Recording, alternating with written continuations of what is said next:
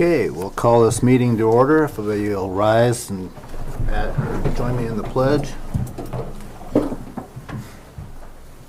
I pledge allegiance to the flag of the United States of America and to the republic for which it stands, one nation, under God, indivisible, with liberty and justice for all.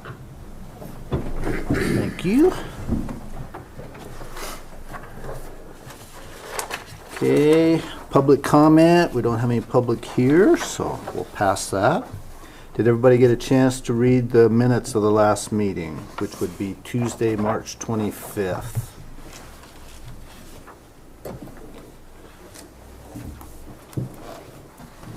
Anybody have any corrections or additions for the minutes?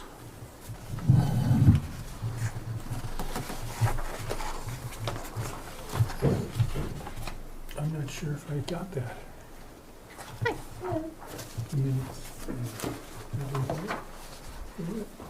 It's an agenda. That's the agenda.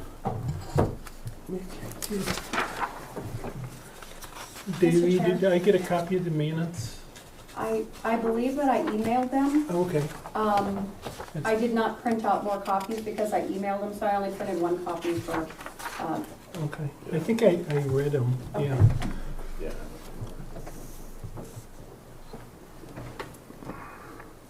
That was the meeting that I had to leave early, so Dallas took over, so I wasn't sure about the stuff that happened after I left, but everything else looked good. I have no comments on the minutes. Okay. March 25th.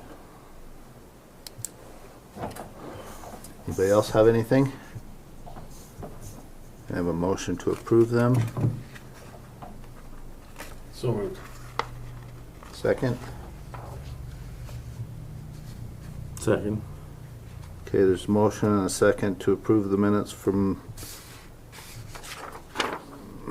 March 25th. So, all in favor say aye. Aye. Any opposed, same sign. Motion carries.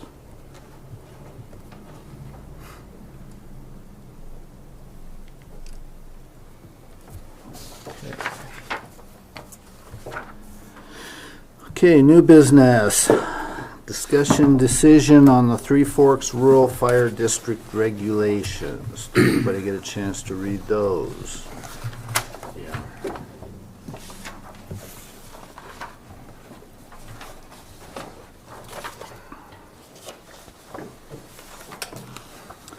Any comments or discussion? And where does the Three Forks Fire District end and the Broadwater Fire District begin? Basically, mile marker 101. That's just on this side of Folkford's old place. Okay. So it's actually Road 101 is where it is. That's what the line is on. So this amendment to the Three Forks Rural Fire District that we're reading through only covers a very small section of Broadwater County. Correct. I mean, Yes. A lot of houses, though. yeah, I guess that's a good point. It's that big housing complex. I don't know how many houses are in there, but I'm not sure how many are down there either, but there's a bunch of them. Hundreds. And they keep getting thicker every time I go by. So.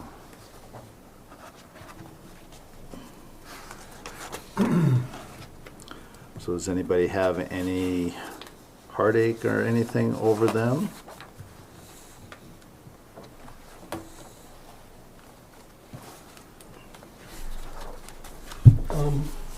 I guess I haven't had a chance to read through it completely.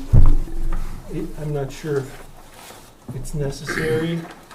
I glanced at, some of the engineering stuff.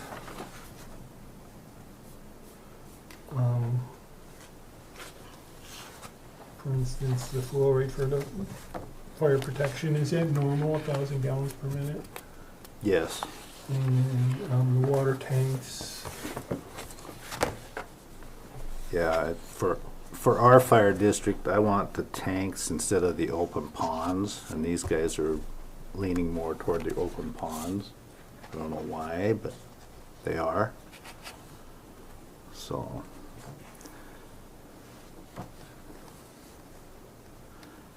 And they are requiring sprinkler systems for any commercial or combination use structure, but nothing for private homes. I thought I read it said they didn't want sprinkler systems in private. That's what they said. I'm not sure. I didn't understand that. I don't quite understand that either.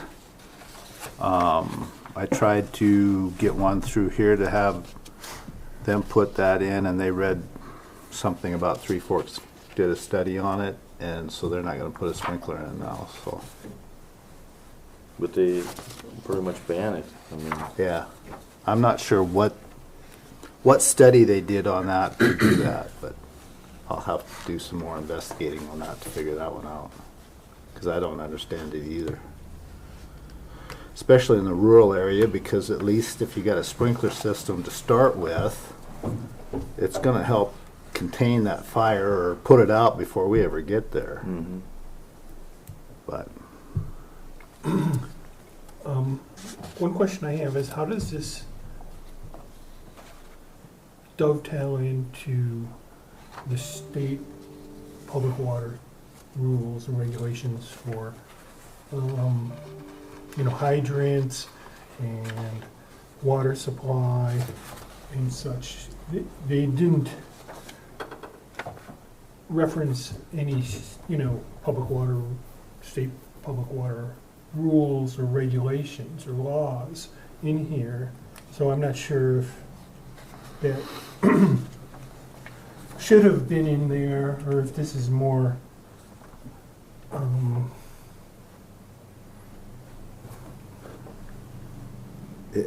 I don't know how to answer that either. open-ended. Yeah, because I mean, there's no reference to any rules or regulations in here that are, the state of Montana would require for fire protection, and such. And then there's a whole host of fire protection rules and regulations out there that are beyond the state of Montana, as you're probably well aware. right. You The know, that- NFPA is what the rural usually ends up following. Mhm. That's where the 1,000 gallons a minute for so long a time comes from. So yeah, as far as the state, I'm not sure what they require. Are you speaking as to the use of public water like lake water, river water, stream water to combat fire?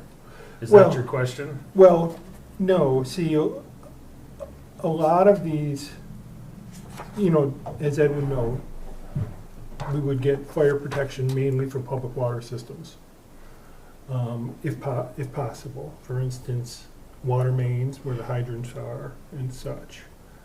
And I'm not familiar if there's public water systems up on all those houses up at, that subdivision, or if they're all on individual wells. Down at Three Forks, Yeah, they're all in individual wells. every house. Yep. Well, it's crazy. And Whole other subject. Yeah, exactly. so there's no public water up there at all. Nope. They have a water storage tank for fire protection. They did put one of those in. Is that the one right by the road?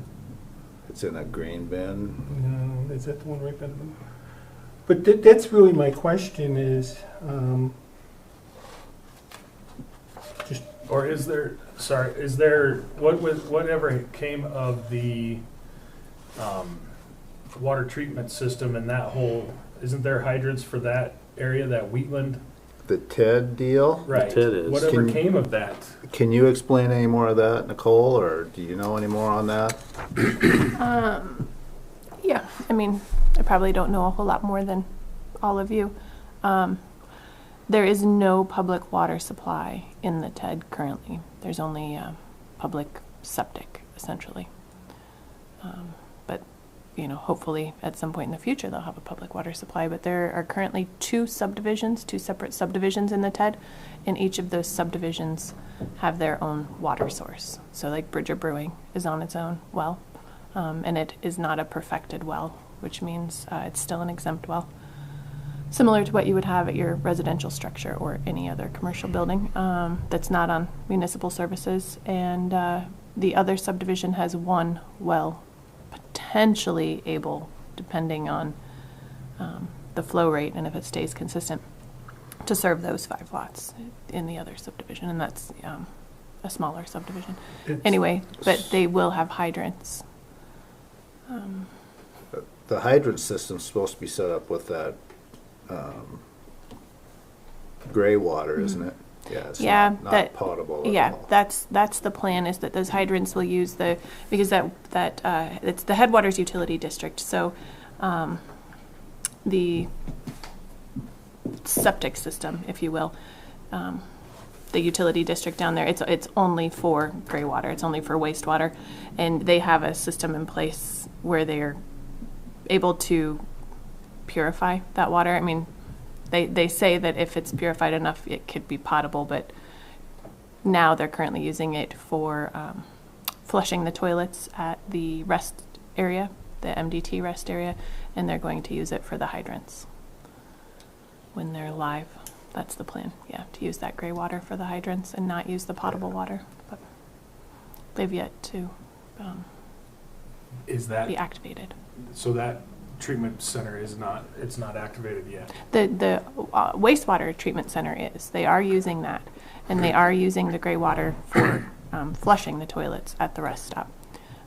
Can't say for sure if that's what they're using for, you know, the toilets at Bridger Brewing. I would imagine if they're doing it across the highway, they're probably using it there. But being that Bridger Brewing does use a fair amount of water, and they're I'm sure that's a brewing. public system. And there's the system is set up there, right? For Bridger, Correct, yeah, Yeah. the wastewater system. Right. And they're on their own private well. okay. But there is no public water supply yet. I mean, that was always the goal. I mean, that was essentially why the TED was created, to have public wastewater and water in that area for those businesses to connect to, and then potentially residential. I mean, that's long vision, but yeah. Did that make it clear as mud? Clear There as is that gray water. Yes, It's pretty gray. yes.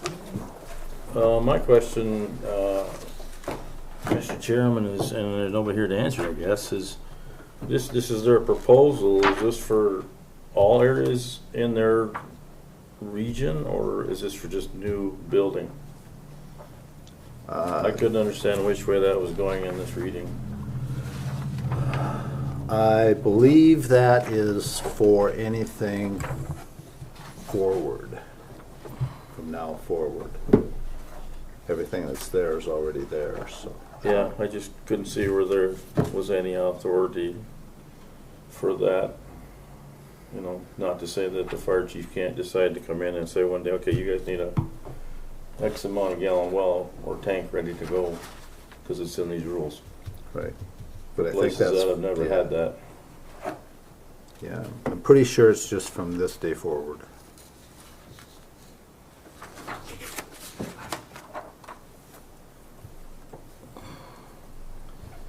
But that's my opinion too. So I guess I can't answer that for them either. I've not had a chance to look to dig into this question, but I find it interesting their definition of how wide the cattle guards need to be. Is that something that is, I don't recall it being in our regulations, but if they're trying to enact this as part of their regulations, is that probably something that we need to address in our regulations as just the subdivision regulations in general, Yeah. as well as stating that should be a minimum of 2 feet wider on each side of the driveway.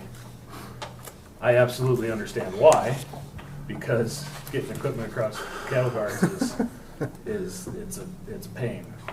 And they have to be sturdy enough to hold the weight too. Absolutely. That's the thing. Yes. Yeah.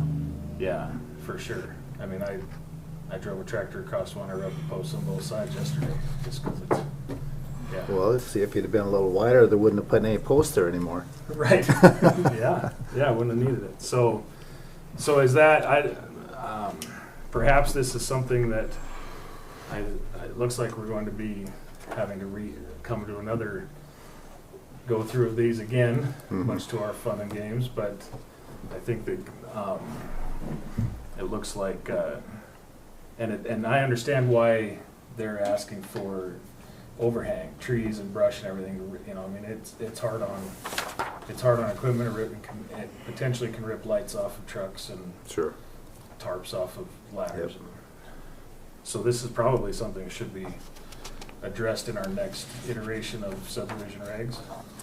Yes. When this first came out, when I first heard about it and went to their meeting and talked to them about it, and Assistant County Attorney Kaylin Minor and I were going to a meeting down there, and we've been talking, and we're going to see I want to see if we can get something for our fire district set up a lot the same way this is, but not exactly, but a lot like it. I would tend to agree, because I think that we don't need to be at loggerheads with, you know, agencies and boards are, you know, have different responsibilities for the Sure. same area. Yeah. It'll help, because once we have especially there's going to be more divisions down there. And I'm sure they're going to encroach on us too more. Oh, absolutely. And so, yeah, the ability to have, if not the same, very similar application of rules. Yes. That'll make our life a lot simpler going forward. Yep. Yeah, so I think, are we supposed to do anything about this, or was this just for our information to go through, and do we need to accept it, or do you know? No, Mr. Chairman, we do not need to accept it because they've already adopted it. Okay. And as you all know, these boards, both fire boards, Broadwater County Rural and Three Forks Volunteer, they are elected. They are their own governmental entity. They have adopted these. This is what they are going to put into practice, whether we agree to it or not. This is what they're going to put into practice. And I absolutely agree that it would be stellar if Broadwater County Rural could do something similar.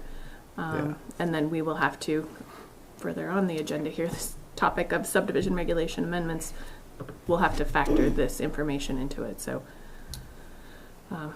yeah, I guess to answer your question, though, no, you don't need to adopt it. This was more, I just wanted a formal recognition by this board that you are aware of these. And it will affect some subdivisions in how we're reviewing, because there is information in this packet of fire regulations that may be contradictory, or our regulations may be contradictory to these regulations, and so I don't know which one would bear more weight. So, Can I ask her another question? Yes. So, for our edification, I don't know where I heard it, and probably good, because I didn't go out seeking the information. But in past, this board has tried to adopt fire regulations as a stand along with the subdivision regs. Is that correct? that is correct. And so will you give us a thumbnail sketch of each side of, why it never didn't happen, or it did and then was it rescinded? Mr. Chair, may Yeah. I respond? I guess first I'll start with that. So in our previous regulations, 2021, I believe, we did not have fire regulations. And in fact, some of you may recall the section in our regulations that spoke on fire regulations directed, I think it was 3 sentences, that essentially directed the developer or property owners to work with the fire department having jurisdiction. Because this board, as a board, obviously we have the advantage of having the fire chief on this board, right? That I was going to say we're not subject matter experts, but maybe the rest of us, not Ed, certainly not myself, are not the subject matter experts when it comes to fire. And so the whole purpose for that was to ensure that the SME was the one that the developer was going to seek information on the fire regulations. So that's why we had that in our 2021 version of the regulations.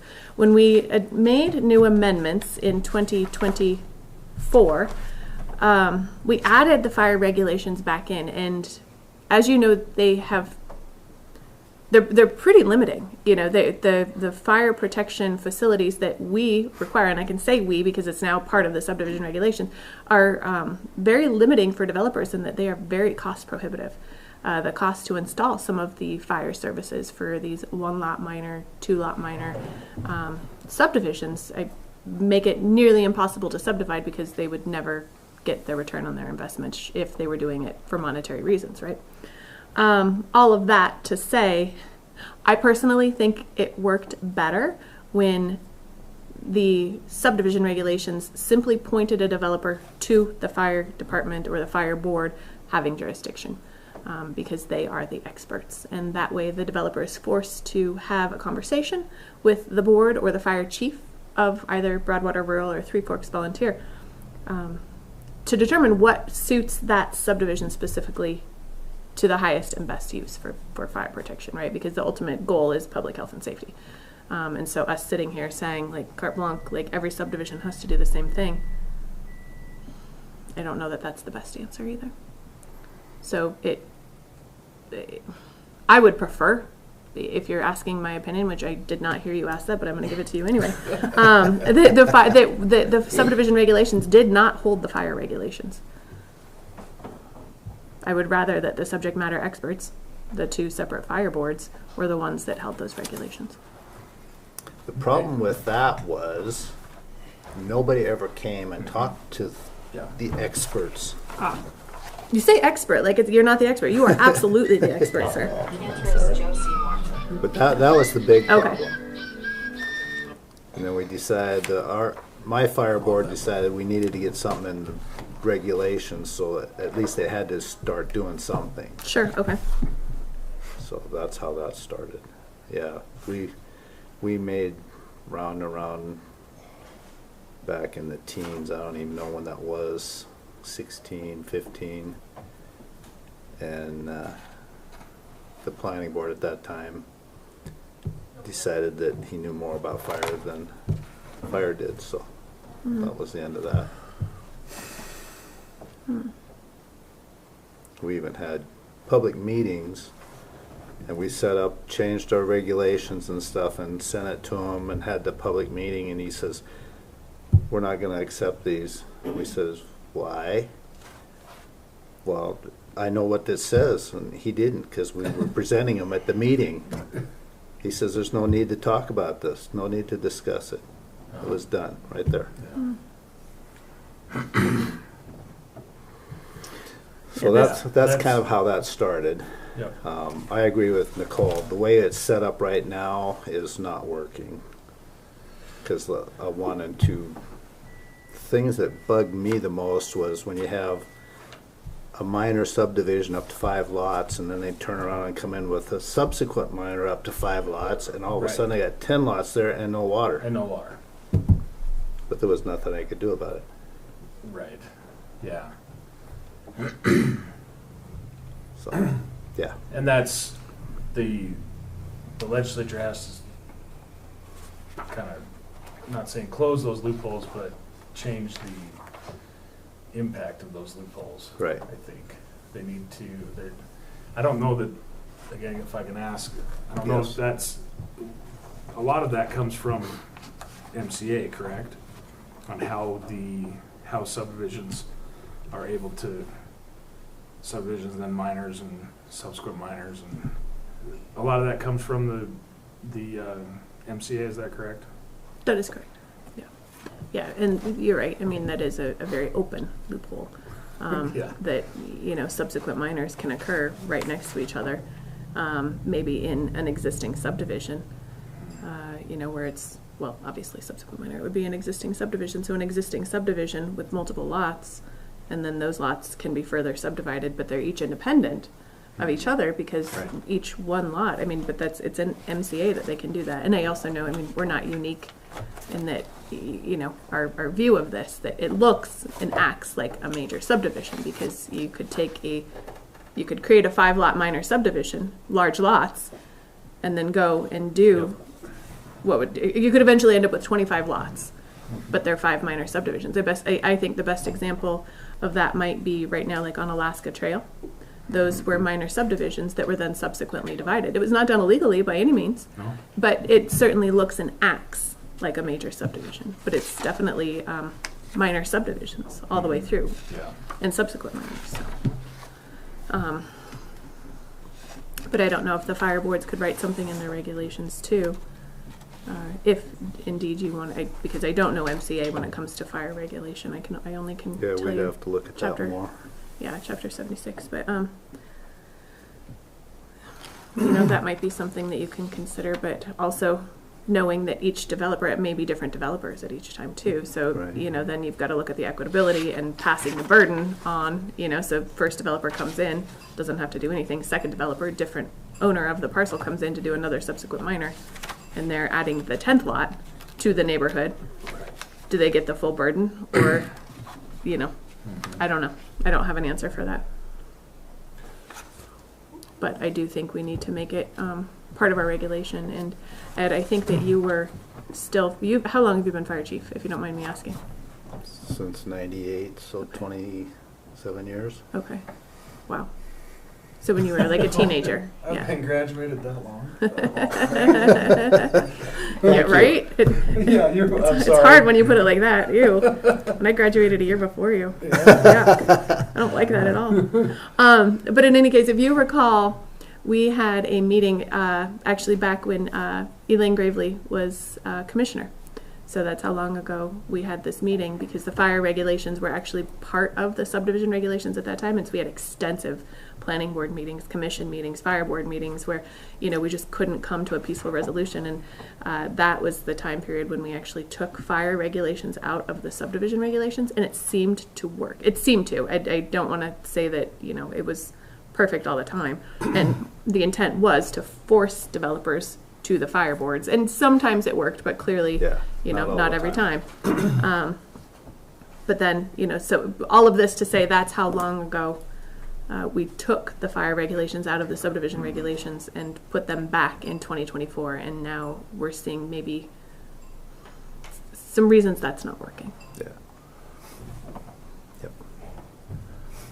It seems like the discussion of, you know, the fire board approval should be somewhere in the preliminary plat approval. Whether it's a supplement saying that they met with the fire department and discussed fire protection issues and such. And it's not in this one either, not in the Three Forks. I was kind of flipping through that to see if it had any discussion on, you know, if there's any teeth and where they would have to submit this for any major or minor subdivision. But It does make sense that it could be part of the preliminary plat approval. It is almost always, I'm not going to be so bold as to say always, but almost always a condition of final plat approval. But by then, they've already designed their subdivision, right? So maybe it could be something, when we amend our regulations, maybe I'll do a little more looking and we can all kind of ponder this, but similar to the noxious weed management plan. So the noxious weed management plan itself says that they cannot seek preliminary plat approval, they actually cannot even seek an element complete subdivision application until that noxious weed management plan is approved. So it's not written in our regulations, in our subdivision regulations, it's not written in MCA, but it is part of the noxious weed management plan. And so in order to comply with that management plan, they have to have it approved. And so maybe the fire boards could do something similar, language on their fire application or their application to a subdivision, which this is not. There's no actual application for a developer. I mean, they simply go to the fire board and, work with them to create a plan. But something both fire boards could consider, that a subdivision application would not be deemed element complete until they have an approved fire plan. Right. Because by then, once the design is already set, we kind of have this chicken and egg, right? You can't go back and amend your plan to have lesser cul-de-sacs or fire hydrant easements shown on the plat without amending the preliminary plat. Anyway, yeah, that might be an avenue worth exploring. Right, and also included on the element checklist. Exactly. 43. I'm kind of a nut over this stuff, so please forgive me. That's not it, that's the noxious weed board. I was just looking for the final plat approval supplement. Here it is. Yeah, you just gotta give the name of the fire district before final plat approval. You don't need a signature or anything. I think that's important, and we should make those changes, and if necessary, and I can write those up if you would like me to at some point. But I was reading through the Three Forks. For one lot minor subdivision, they would require an underground tank or a pond of 10,000 gallons. That's for one house. ISO rating is 30,000 gallons for each house. My God, your kids would drown in that. That's a big That's pond. where the 30,000 gallon come from for NFPA or ISO ratings. The NFPA is 1,000 gallons a minute for 20 minutes, or at 20 psi for, doesn't say how many. Anyway, it works out to be 30,000 gallons for a house fire. Right. That's why they're looking at that as a minimum That would tank. require quite an expense, trying to build a pond that holds water in drought conditions like we're going through now. That's why I like the tanks. But the tank price went up 3 times from the last one I bought. I went, oh, this is not going to work. No. So Well, I'm done sabotaging this. well, thank you for that. Not that you're done, that you're doing this. It's just, we have a lot to do on our rules before I leave. Yes. Okay. Anything else anybody would want to discuss while we're on this?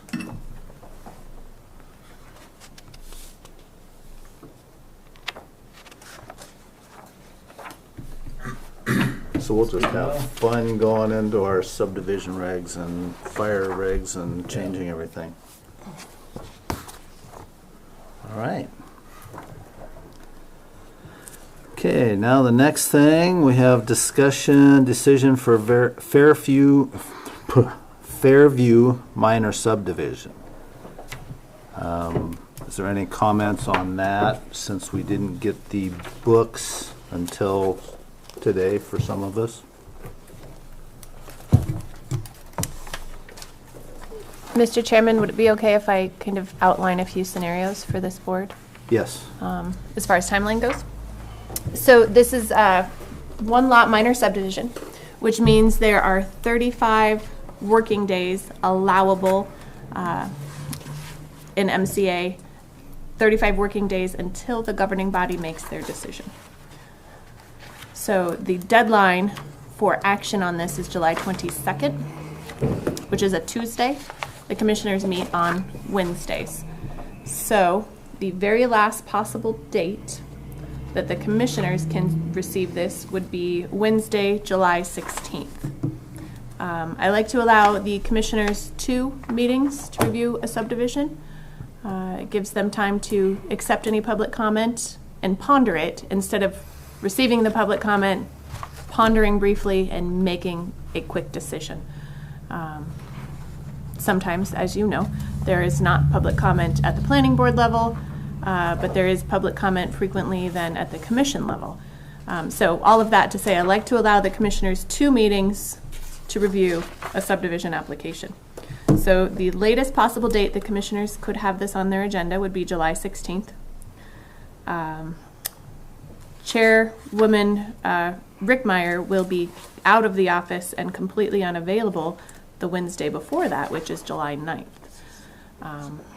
And since Schaber Surveying did the survey on this project, Commissioner Jesse Swenson, whose parents are Dan and Bernadette Swenson, who own Schaber Surveying, he is not able to take action on any subdivisions currently that his parents have prepared surveys for. So he will have to recuse himself from any discussion and decision on this subdivision.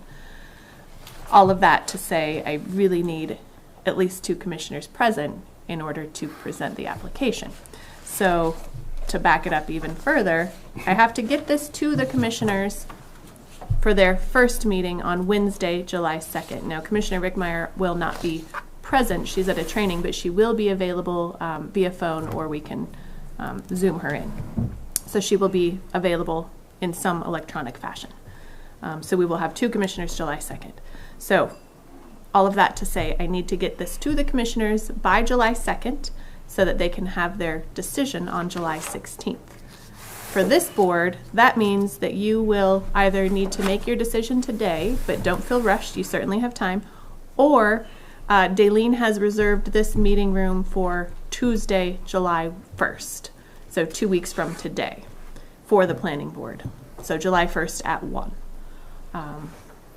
So then that would allow you time to take the information, consider it, and make a decision on July 1, just knowing that it will be forced to go to the commissioners on July 2nd. So you will have to, well, you don't have to make a recommendation. It could always travel to the commissioners without your recommendation. I just prefer, of course, you know, and so do the commissioners, that the planning board makes a recommendation. So those are all options for you. And also, Christy Heineman is the developer's representative, on this project. So We're both having a little trouble getting our tongue to work right today. it is. It's so nice outside. It's so hard to be inside. My brains don't want to work. Yeah. So anyway, all of that to say you can make a decision today, but you also have time to wait 2 weeks and make your decision or recommendation. May I ask a question? Yes, you may. Because we received this application yesterday,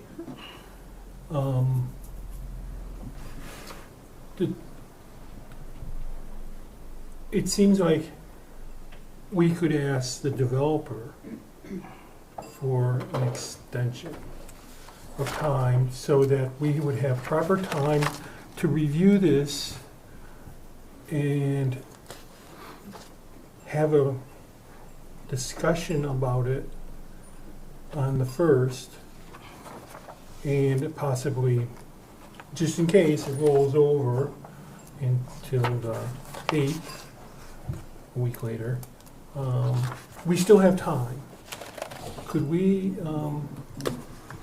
is that something that is possible where we could ask for more time? Because, I mean, we just got it. And looking at it, I'm not quite sure how they orientated it. I thought we were going to go to the supplemental 5 submittal requirements, and this numbering system doesn't seem to follow that.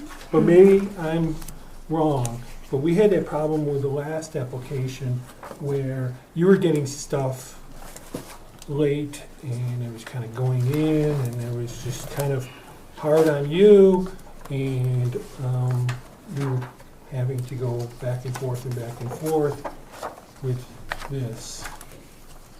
But that's just one board member's suggestion is that we ask for an extension. Mr. Chair, would you like me to respond? Yes. So you certainly can ask for an extension. It's typical that we would ask for a set number of days. And maybe the best time to ask for an extension, because obviously Christy is the representative, but she'll need to confer with the owner. So I certainly wouldn't expect her to be able to respond today. So maybe the best course of action would be to keep the meeting that I spoke of that for July 1st. And if you are unprepared to make your recommendation at that meeting, at that point ask for an extension of time, and then that would allow Christy enough time to confer with the owners of the property.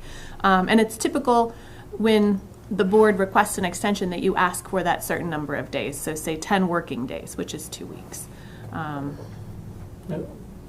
Which then, would push it to July 32nd. That's not. Sorry. I was trying to math in my brain and that.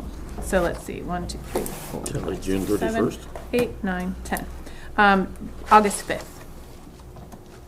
So then the commissioners would take it on the 30th and 23rd, which means you would have all of those weeks between now and the 23rd for subsequent meetings.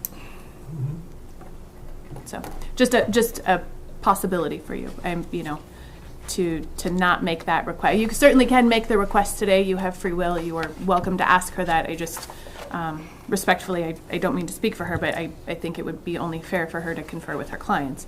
But at least if she knows that may be a possible ask from this board, she has time, 2 weeks, and you'll have 2 weeks. 2 weeks? Yeah, 2 weeks to review this prior to July 1, and not to say that, you have lives and you have other things going on, but anyway, just a possibility. I'm just flipping through this, and I just see things like the tabs are somewhat out of order, and those are things that I think we should get straightened out instead of accepting an application that is out of order. Mr. Chair, may I Yes. ask Charles a question? Can you be more specific with what do you mean out of order? I guess when I reviewed it, I did not notice that it was out of order. Okay, well, please forgive me, are we following supplement 5 to arrange this book? Or are we following what is in the front of the book with regard to on how the application should be laid out? Let's see here. Mr. Chair, may I respond? Yes. So, Charles, to answer your question, we are actually following Supplement 4. And this is a big red flag of something that we need to fix, we, as in this board and myself, when we amend our subdivision regulations, because Supplement 4 and Supplement 5 they're not identical. Supplement 4 is the application and the preliminary plat checklist, and that checklist is what I use to ensure that a subdivision application is element complete. And then when I compare that to Supplement 5, item number 2 on Supplement 4, which states table of contents to follow this checklist, that is not included in Supplement 5. So right away, the order doesn't match. So I absolutely see where what you are looking at. But I have, working with developers, I have told them in our pre-application meetings to utilize the checklist on Supplement 4 and to put their binder together mimicking Supplement 4, recognizing that Supplement 5 does not match. And that is definitely a Broadwater County error that we need to fix. Thank you. Yes, you're welcome. That helps. So yes, I can see where the numbering system does not match. And if you weren't aware of that, it would seem to be out of order. But I think we came up with that discovery last meeting, right? Yep. it's that table of contents item. And so, yeah, when we amend our regulations, we'll have to decide if they really need a table of contents. I kind of feel it's redundant. Since you have the checklist, which lists everything, it seems redundant to list it and then list it again. But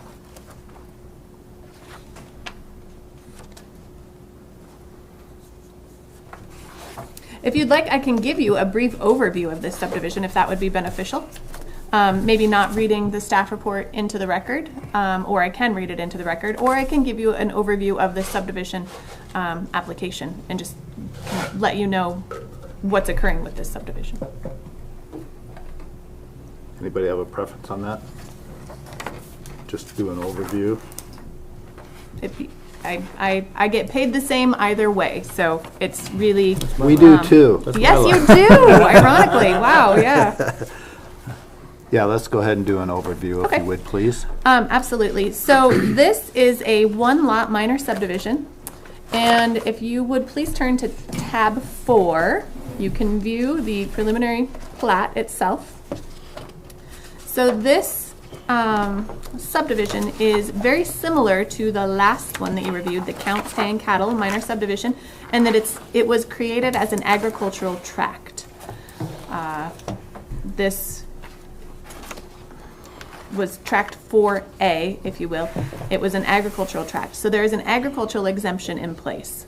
The only way to lift an agricultural exemption, according to MCA, is to apply for a subdivision application. And the whole reason for that is to ensure that evasion is eliminated, minimized, so that folks, and I'm not suggesting that of these folks, but anyone could not just create an agricultural tract, not go through subdivision review. They would use the agricultural exemption and then go ahead and build on the property, right? So the only way to lift an agricultural exemption is to submit a subdivision application. So this, being a one-lot minor subdivision, has direct access onto Duck Creek Road, which is a county road. There is a barn built on the property currently. The owners of the property are interested in potentially utilizing that barn for seasonal, recreational, residential use. The owners are Rick and Connor Knapp, a father and son, out of Washington. They have currently no desire to live here full time. They certainly could, but and they just want to use this as recreational residential property for when they visit Montana. So they want to have power, water, septic, all of that at this structure. The Duck Creek actually does run through this property, and you can see that blue line shown on this preliminary plat is actually the creek. Everything north of the creek is quite steep. So the only buildable location is between the creek and the road. So that's where that barn is currently located, which the barn is not out of compliance according to the agricultural use, the exemption itself. The property can only be used for agricultural purposes. Obviously a barn is part of agricultural use, but they can't have potable water running in and out of the property without lifting this. So they are submitting the property to DEQ because it is less than 20 acres. So prior to final plat approval, they will need to obtain DEQ approval. What else should you know? The property is, I believe, 1.5 miles from Duck Creek Fire Station. Does that sound correct? Almost exactly a mile. Almost exactly a mile. Okay. From the Duck Creek Fire Station, which is a volunteer fire station, as everywhere in Broadwater County is volunteer, with the exception of our fire chief. So it's an unmanned fire station, but it is approximate to that. Neighboring properties are mixed use of residential and ag. I believe most of you have probably traveled up Duck Creek Road. This property is closer to the highway. So, and Duck Creek, being a county road, does receive maintenance occasionally. Again, I'm not sure of the frequency of maintenance, but being that it is a county road, Broadwater County Road Department may maintain that road, not shall. They are not obligated to maintain the road, but they may should they choose to.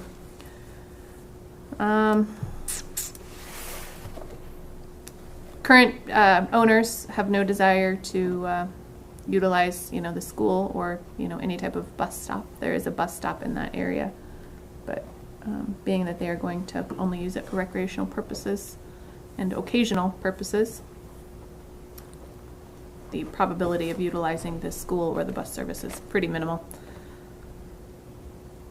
And really, that's all I think I can tell you about this piece of property. Individual well and wastewater. Certainly not building on the excessive slope areas. You use the word barn, is that the word for shop on here as well? Correct. Yes. Okay. Yeah.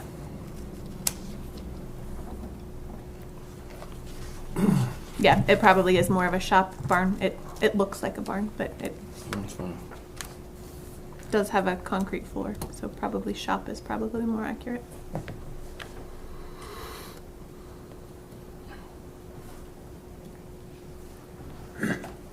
May I ask another stupid question? Yes, you may. I don't know how to respond to that. There are no stupid It questions. depends on, I'm looking at this. I have to use a magnifier on my smartphone. It's showing the well right along Duck Creek Road. Mhm. Can we approve a preliminary plat approval if the well isolation zone is outside of the property boundary? Mr. Chair, can I respond? Yes. Yes, Charles, we can. I don't know if DEQ can, Right. so.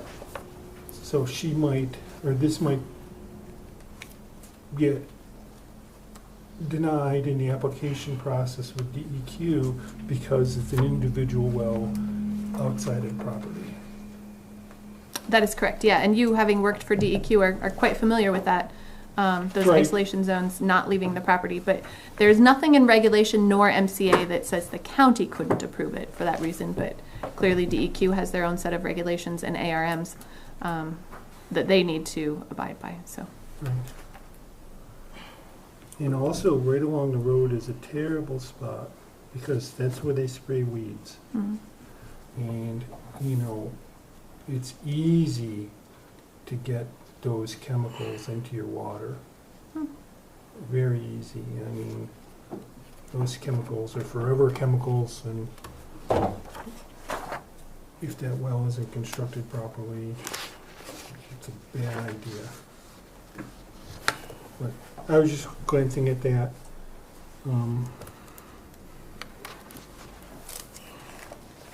Well, you say it's out of the property.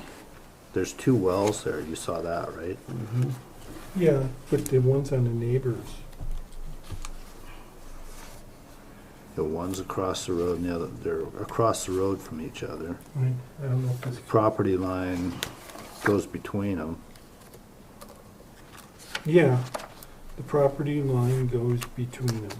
But with The the road new, is awfully close, but yeah. with the new DEQ regulations, I think it's DEQ 20, or the rules, we really can't have a well isolation zone leaving the property Oh, okay. I see unless what it's a you're saying. subdivision, then Yeah. it's okay. So that's the first thing Okay, that stood yeah. out to me. There's no water rights associated with Duck Creek, I would imagine. I think there is. They've got a shared right with all their neighbors, if I can remember which page that was on.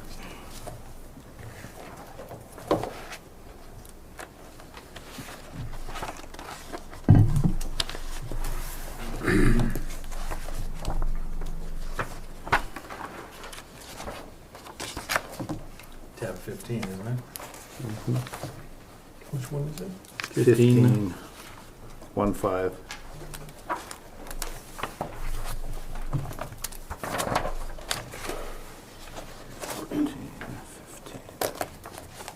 Yeah.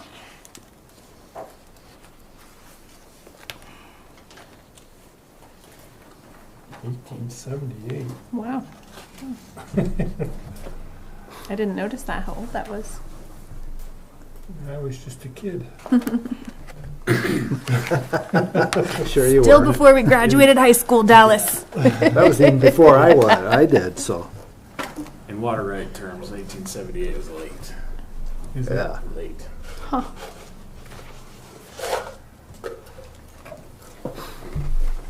So they can use 520.76 acre feet. They can drain the creek if they want.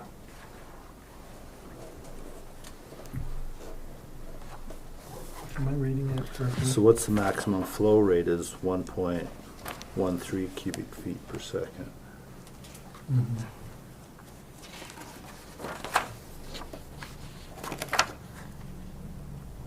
Yeah, 520.76 acre feet.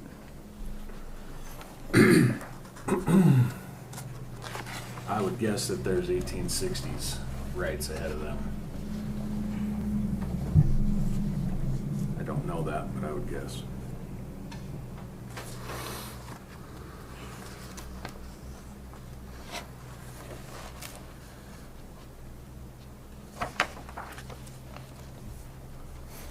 Did the whole, do we have the original plat here? I believe it should be under tab 38. 38? I believe so. There are plat maps in there. Is it 38? Yes. Is that right?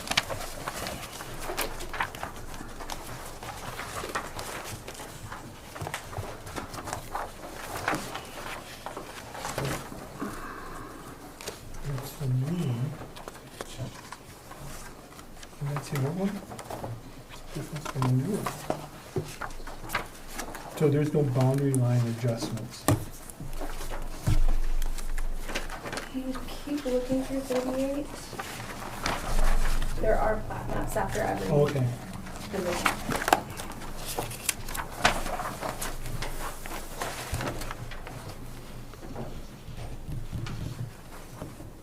I'd be interested to know what the other.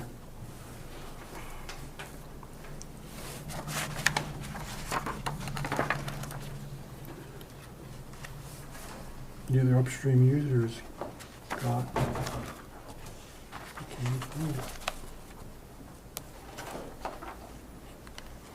A lot of times it was the downstream users that got the first water rights. Yep. Really?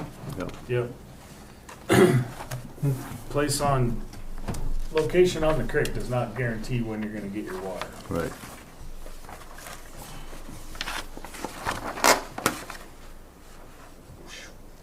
Can't read it.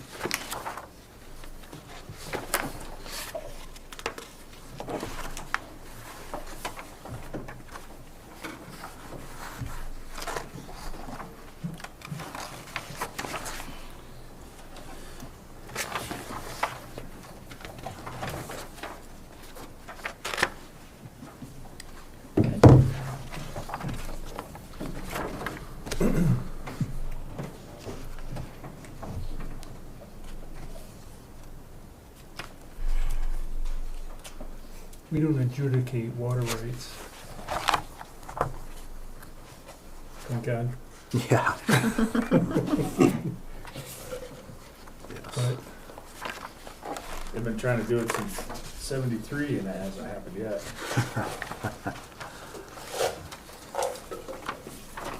Dallas, where do you get all your water from?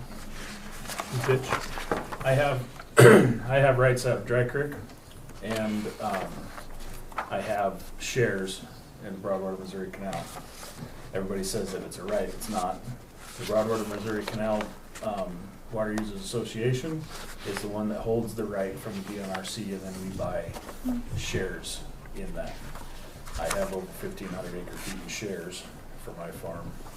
And then I don't remember exactly how many acre feet out of the creek. I also have stock water rights out of the creek. But I am junior to a couple of neighbors further up the creek. But ever since the 2000 fire, my creek it'll water 45 acres until about middle of July, 1st of August. Before that, if we get to the middle of June, it was a good day. How's it doing now? Doing really well. Yeah, good water right now. And the neighbors are using plenty, which is absolutely their right. They're senior to me. So is there any water making it to the river? Oh, yeah. Yeah. Oh, yeah, there's a little going over the top. Yeah. That's the other thing that nobody realizes is everybody thinks that the Dry Creek runs heavy all year, but Spring Ditch tees into Dry Creek on my property. Right. And so when you drive across Dry Creek on the highway, oh, there's lots of water in Dry Creek. No, that's Spring Ditch. Spring Ditch, and then I am supplementing I supplement canal water into the creek with when I run short of water, I am supplementing creek water with canal water. And so there's always the assumption that Dry Creek doesn't go dry, but it doesn't go dry nearly as much post-fire, but That's because we got rid of all the junipers. all the junipers up there. Yes, and so yeah, it's In the Russian olives. Yeah. Those things are evil. Oh yeah, Yeah. They soak up a lot of water.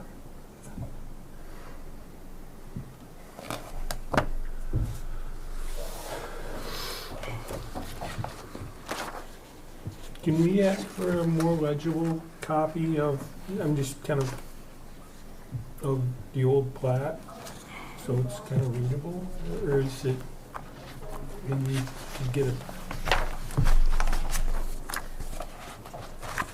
If there's something in here that you would like emailed to you, I can certainly. Schwamber surveying, and they should probably have a larger copy. They could, Most of these, I say most, not all, most of these documents that were scanned in, obviously the plat mats themselves are quite large, and these are scanned in. Some of them, when they were scanned, were illegible, but I can always ask the clerk and recorder's office if they have a more legible copy. If there's something that you want and I can email it to you, then that way you can zoom it in on your computer, which I know I do that a lot. Because it is sometimes difficult to read this fine print, but if you have it available electronically, you Like can this. zoom in and read things a little more clearly. It's hard enough to read the fine print Yeah. when it's in the regular size, and then Yeah. when you shrink it down to a 11 by 13.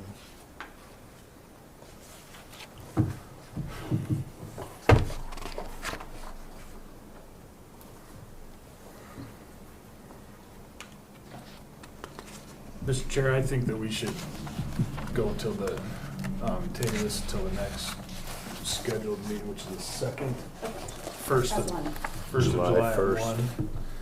Reserving the option to request now, I can't ask you, I'll have him ask you.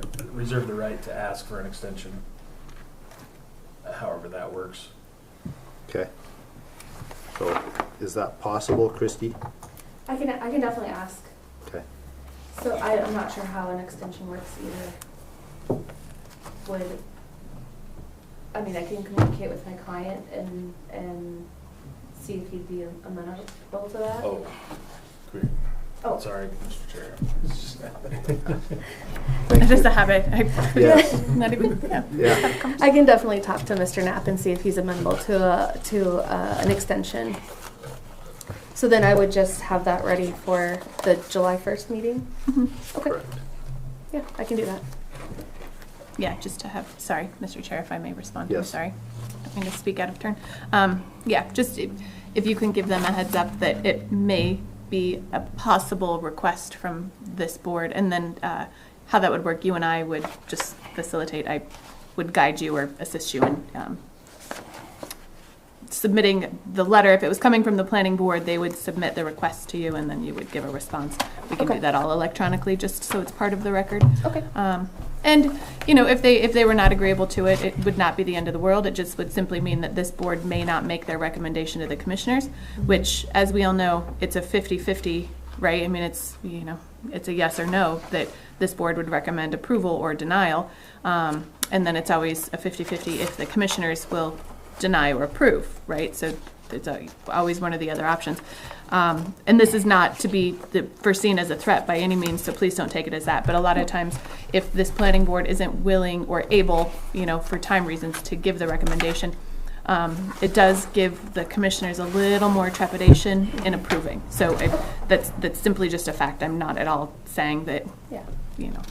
you're not going to get approval if they don't make a recommendation, but. Well, we would rather have you all look at it and approve. Mr. Commissioner, may I ask another stupid question, please? Yes, you may. Tell them no. I'm the senior person here, so I get 10 of them. That's how that works, okay. 10 questions? Yes. Oh, okay. It appears that the boundaries of the law have been changed. Yes, Is that correct? correct. There's no boundary adjustment.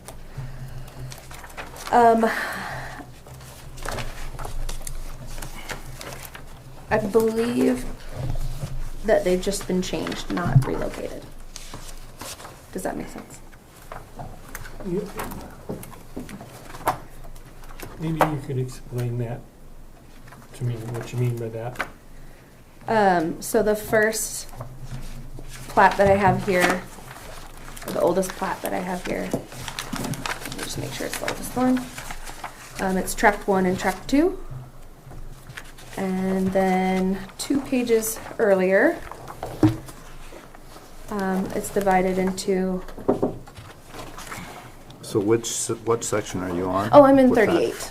You're in 38, Mhm. okay. The oldest plat, I believe, is like 4 pages in, 4 or 5 pages in from the back.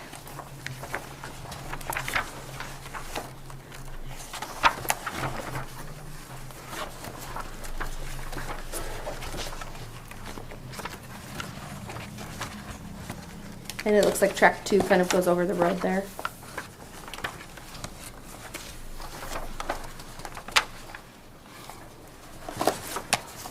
So that should be this one.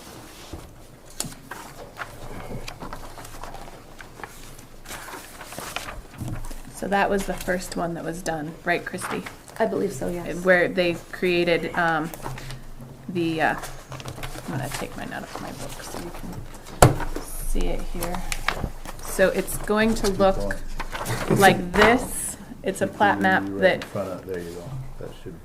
it is difficult to read. I track 1. yeah. think through copying and scanning. You went all the way up into here on one bid. Right. This survey was to create 2 tracts greater than 160 acres. So tract 1 and 2 were both created utilizing an exemption to create tracts greater than 160, which is an allowable exemption to use to not have to subdivide, because essentially parcels greater than 160 are not actually subdivision tracts of land. So they use the greater than 160. So that was the very first one. And I'm sorry, I didn't mean to No, you're good. take that. But it later appears that it was amended into track 4, and then I'm trying to, when did it become 4A? And it became 4A, is that with a quitclaim deed? Mr. Chair, may I respond to that? Yes. So that actually, if you're looking at, if you move closer towards the front of the book, so if you started at the back with that greater than 160, and then move to, it's very small, but it says Book 2, page 352. This certificate of survey that looks like this one that I'm holding up here, this was to actually create tract 4 as an agricultural tract, and the other parcels were boundary relocations. So they did 2 exemptions in one here, where they created an agricultural tract and did a boundary relocation, whereby tracts 3 and 4 were added to it, but not really added to it. It's the same use of property, they just boundary relocated. So what we originally had created as tract 2, utilizing the greater than 160, a portion of it became tract 4, the agricultural tract. So this was the next survey that was recorded. Mm-hmm. And I can't see the dates to tell you when that was.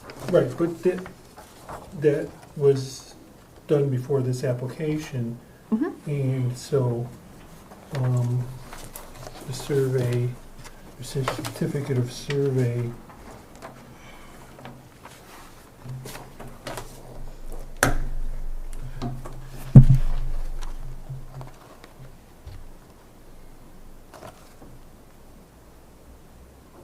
I'm shaking.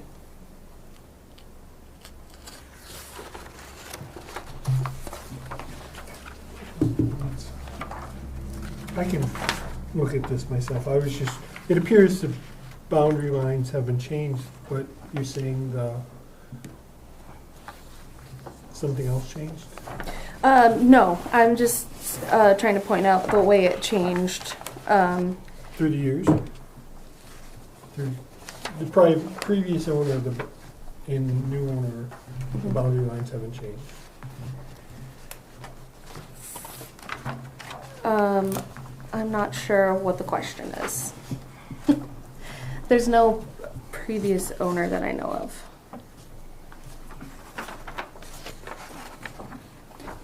There was a boundary relocation done after the agricultural exemption was created on that Book 2, page 352. But then there is a Book 2, page 494, where the boundary location, if you look at your plat maps here and take these two maps that look like this,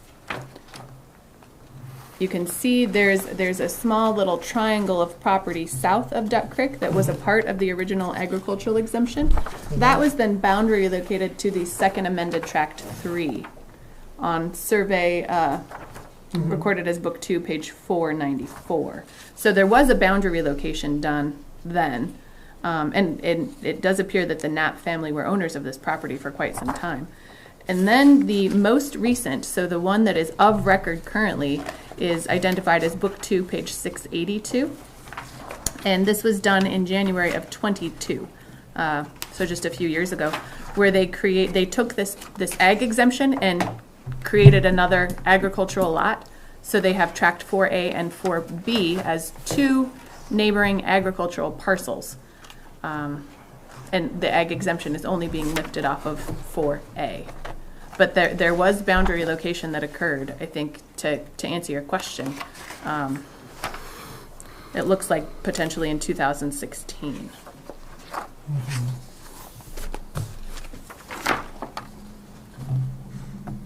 But I certainly, Charles, and for the rest of the board as well, I can see if I can get these electronically and email them off to you. It's very easy for me to have the clerk and recorder's office just email them to me, and then I can just forward that on to you so that you can look at these electronically and maybe discern that fine print a little more.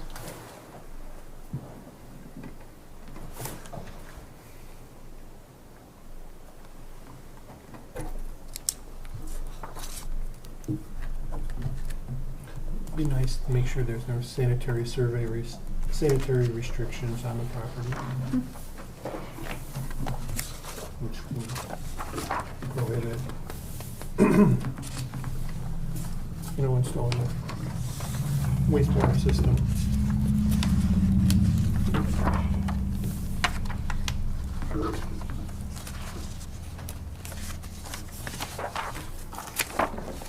Thank you. Okay. So is that good with everybody if we go ahead and table this so we can study it more and then meet again on July 1st? Go over it more. Do you need that in a motion? Yes. I move that we table the discussion decision on Fairview Minor subdivision, reserving the right to request an extension and meet again at 1 p.m. July 1st in this room. Okay, is there a second to that? I second it. Okay, it's been moved and seconded to table this until July 1 and meet at 1 p.m. here to further discuss this. Is that short enough for you? Is there any other discussion? Any other discussion? Okay, all in favor say aye. Aye. Any opposed, same sign. Motion carries. All right.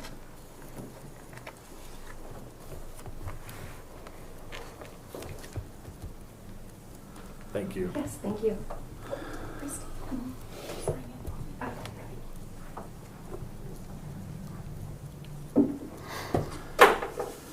Okay.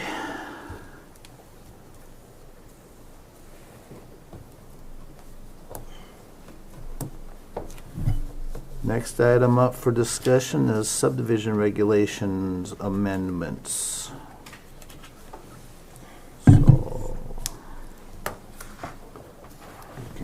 continue on. Did you guys do any amendments after I left the last time, or I don't think so. just got started on them? Mr. Chair? Yes. May I add something to this discussion? It's typical when we do subdivision regulation amendments that we have a working meeting, and the reason for that is so that we don't have to live stream our whole discussion on the regulation. Still open to the public, but it's simply a working meeting to where Daleen is not having to take minutes because no decisions are being made. We're not recording, not live streaming. It is simply an open to the public working meeting, but not documented. And that's definitely not for nefarious reasons, just for the expedition of, or expediting, excuse me, business. And so to have a working meeting, we typically set aside about 3 hours because that's the max level of brain capacity in the history that we've been able to devote to the regulations without getting a little rummy. Yeah. So I would suggest that you not make it during a regular business meeting. Obviously, you are the board that makes the decision, and you know best on how you want to proceed. But I'm just letting you know, historically, we've held separate working meetings to discuss regulation amendments. So do we have a suggestion, maybe what we need to look at to start with through this, and then we can continue through our business meeting and then set up a working meeting to actually delve into the works? Numbering, obviously. Fire protection. Fire protection.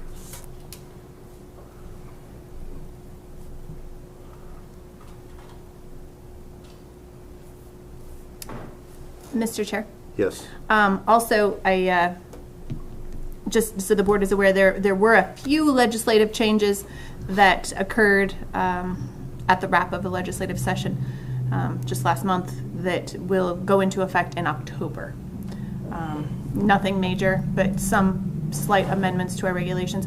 I have also requested that Karen Alley, who is the legal counsel for MACO, Montana Association of Counties, that she come and give a presentation on essentially legislative updates and subdivision regulations, and subdivisions specifically, how to review them. We had Karen come 2 years ago, I believe, and give a similar presentation at the wrap of that legislative session, and it was very beneficial. Kind of a long day. I mean, I think that one was about 5 hours. The county provided lunch, and we all kind of sat in here in more of an instruction style, but also question and answer. And while Karen is not our county's legal counsel, she is legal counsel for MACO. And I did speak with Kevin Bratcher, our Broadwater County attorney. He agreed that he would like her to come and give this presentation and also be a part of that discussion. So anyway, just also something that to add to your kind of list of potential meetings coming up. And it would not be mandatory. It would only be suggested, and if you wanted to attend. So it sounds like we should probably incorporate these, but we probably won't be able to ratify them until October anyway, when they are implemented by the state. Right. Is that correct? Yeah. But I'm sure we will have enough to discuss. Oh yeah, we're gonna need to get it, but if I could request, we could do after the week of the 21st through the 25th of July. My son is prepping to go on his mission, and he's leaving that week. We're gonna drive him down to the training center, and so until then, I'm really full with farming and getting him prepped to go. And if we could have that, the working or the board meeting on the 1st, I shouldn't have no trouble, but dedicating a big chunk of time and brain power would be, I by no means suggest that I am irreplaceable on the board. I'm just, my dad always told me that there's no indispensable man, and it's likely the guy coming after you will do a better job, so. But if. That'll keep you humble. Right, and he was good at So is there any opposition to that from you guys? Until waiting to discuss most of that till after the 26th of July? While Dallas is haying. Yeah. Okay. Who knows, might be haying again, but I can make it happen.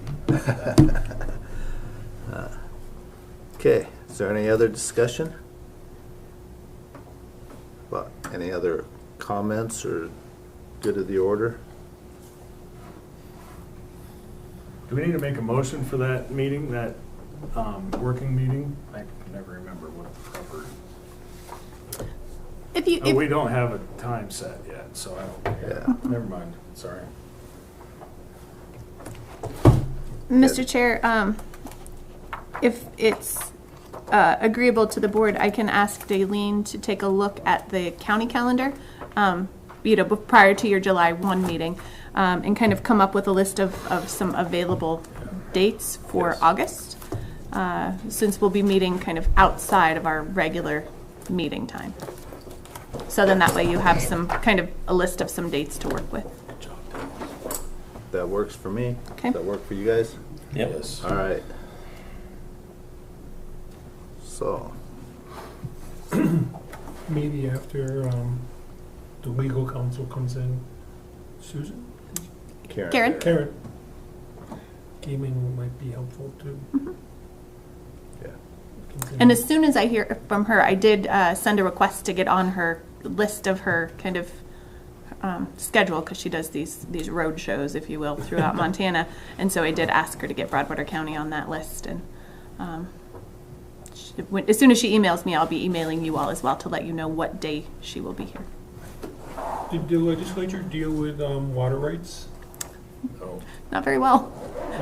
Not to throw stones, but they did not clear up the use of the exempt wells. So we're still proceeding. I did receive a legal opinion from our Broadwater County attorney that we are still proceeding as usual. So we will require the hydrologic analysis for every subdivision that requires an environmental assessment. So that is to say, subsequent minors and major subdivisions will be required to provide a hydrologic analysis, which then we pay an outside consultant to do they provide the hydrologic study. The outside consultant for Broadwater County does the analysis of their study at the cost of the developer, which is typically $4,000 extra. So, and that is because we do not have anyone working for Broadwater County who is qualified to perform an analysis of a hydrologic study. When it rains, there's water. When it doesn't, there is That's none. the best I could tell you, yes. Yes. Okay. Any other comments? Next meeting date and time. We already established that, July 1 at 1 p.m. All right. We can so adjourn. So moved. Thank you guys for coming. Thank you for having me.